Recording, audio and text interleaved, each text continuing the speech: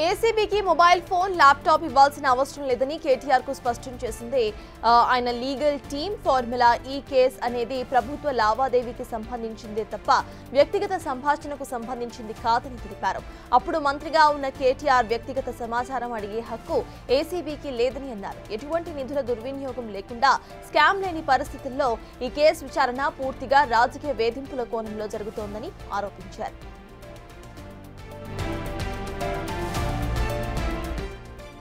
రేపు ఏసీబీకి mobile phone laptop ఇవ్వాల్సిన అవసరం లేదని కేటీఆర్ కు స్పష్టం చేసింది ఆయన లీగల్ టీం.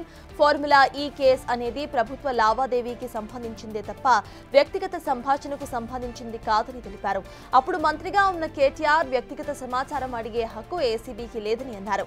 ఎటువంటి నిధులు దుర్వినియోగం కూడా లేకుండా స్కామ్ లేని పరిస్థితుల్లో ఈ కేసు విచారణ పూర్తిగా రాజకీయ వేధింపుల కోణంలోనే జరుగుతోందని ఆరోపించారు.